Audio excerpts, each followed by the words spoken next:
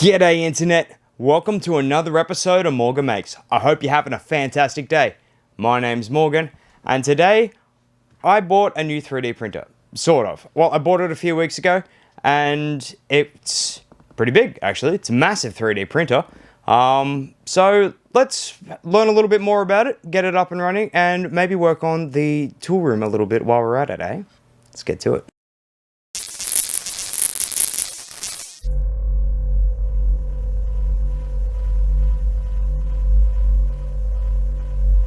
Okay, so a little bit of a backstory. A few weeks ago, I took my father to his mate's place so I could pick up some scrap load to make fishing sinkers.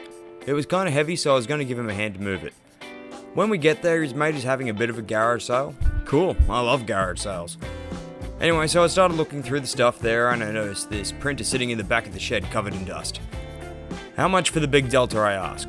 $500. I've printed on it before, he says, but it needs some work before it'll work again. One hearty handshake later and I'm the proud owner of a very big and very heavy 3D printer. But what did I just buy? This is the Little Monster by Tevo. Tevo? I don't know. Anyway, this huge Delta printer has a massive 340mm by 500mm radial build area. Good for helmets and the like, no more gluing them together for me, just print them in one go. And when I said it was heavy, I meant it. This thing weighs in at a whopping 25 kilos. It can build things up to half a meter in height, but the whole thing stands at 1.2 meters tall. It is huge. I would assume it gets delivered flat pack because fitting this in my car was a pain in the ass. It also has auto bed leveling built in, which is nice, so hopefully I won't have to tune it much past today. But now that it's here at my house, it's time to fix its impotency issue. It has a bit of a hard time keeping up its head, if you know what I mean. I'm fairly sure that's not normal, but it is 100% fixable. Now, I don't know a lot about Delta 3D printers, but I think the way to fix this is to add tension to the belts and or the rollers in the guides. So I'm gonna try that. As you can see, the belts have a lot of play in them. I think they should be a lot tighter than that. The way that this is achieved is by loosening those little screws and tighten them again while pushing down on the blue bar. But first I need access. To hold the print head out of the way, I'm just using this short length of 20mm conduit, careful not to have it rest against the bed level sensor. I'm just gonna sit back and admire my handiwork for a second. Yeah, it's looking good so far. I should be able to easily get to those screws now.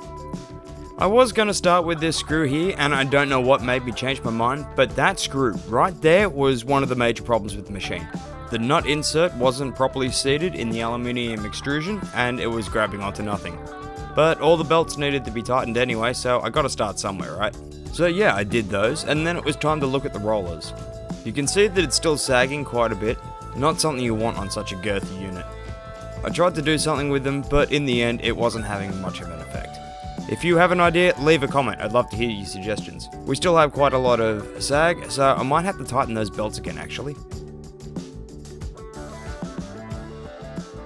So I did that, and now it's time to push some buttons. The one thing that annoys me the most about the printer at this stage is that the user interface gives absolutely no feedback. I pressed the calibrate button and nothing happened. I pressed it again and again nothing happened. Then I noticed the build plate was getting warm, so it must be heating up. After a moment it sprang into life, moving with a rather scary amount of speed. Now I know why the thing is so heavy, and so it won't yeet itself around the room. And because I pushed the button twice, it did this big long dance a second time. At least I know it can move, and the second round of adjustments seem to have gotten rid of most of the droop. I guess it's time now to fiddle with the software. I had a look around and I couldn't find any spare SD cards, so I went out to go buy some. And while I was out, I decided I was sick of tripping over the cord for my studio light, so I also bought some new benches and installed some track lighting. And because I'm a fantastic electrician, I forgot to buy light globes. Well, this took all day, so let's have a quick squiz at it, shall we? These shelf things from Bunnings are actually pretty cool. They sort out my 4K mono workstation just fine. Okay, well that was actually pretty boring. And well, the bookshelf isn't much more interesting, just a bunch of old antique electronics awaiting restoration. Not sure what's going on with the Switch, and there's a lifetime of happy memories there. And my old reference library from when I studied video game development. I needed a nap at this point, but at least I had my SD cards for when I was ready to tackle this. The next morning it was time to get stuck into the slicer. For my Ender 3s, I normally use the Ultimate Cura program, but it doesn't come with a profile for this type of printer. My searching around the internet found very little in the way of information, and I even read the instructions. It says I need a file called monster.ini. Well, it didn't come with an SD card, that's why I had to go buy some new ones. I tried to find this file online, but I wasn't that lucky. I tried making my own profile in Kira, and I'm not sure why the settings window didn't record, but you really don't need these settings because it makes the printer do this.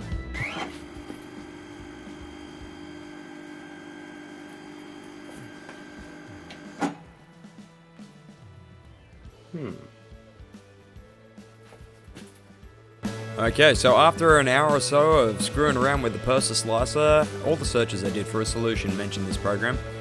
You can see my little benchy here on a round build plate. Here are the settings that I came up with if you're interested. The only thing that I changed over the course of this video was the Z offset level, but we'll get to that in just a second.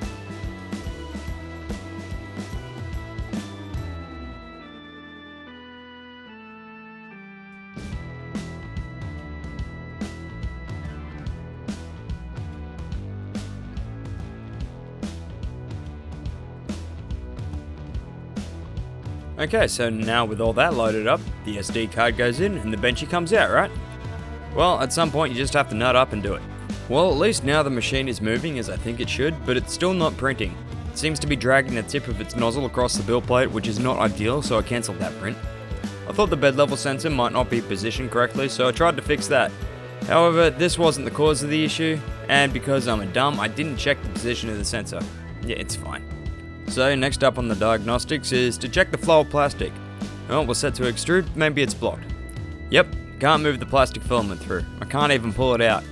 So with the print head hot, I took out my little spanner and I removed the Bowden tube fastener from the hot end.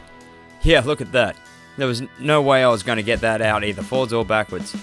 So I cut that off and rethread it. It's much better now. Okay, so I calibrate one more time after touching all the print head stuff, and we'll try that print again, eh? The second time round worked a little bit better than the first time, but it was still a failure. The nozzle is still scraping on the print bed. We need to increase the Z offset. I'm going to try for 0.2mm for this print. Alright, so third time's the charm. Still scraping on the bed, but it's not as bad as before. I will have to play around with the Z offset a little bit more just to get it right. But it is printing the benchy. Finally. I said to myself I wanted this up and running by the end of the year, so mission accomplished. I have some big plans for this printer. The benchy took about 65 minutes to print, which is over twice the speed of my Ender 3s. They take about 2 hours and 20 minutes to print one of these. But what about the quality? Well, for a start, it's stuck to the build plate.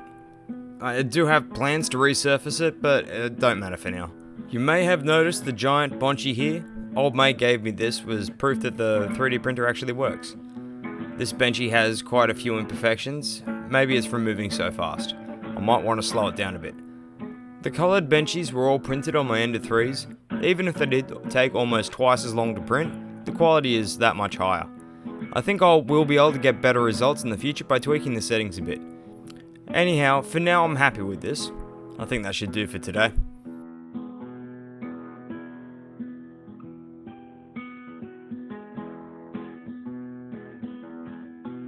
Alrighty, and there you have it, folks.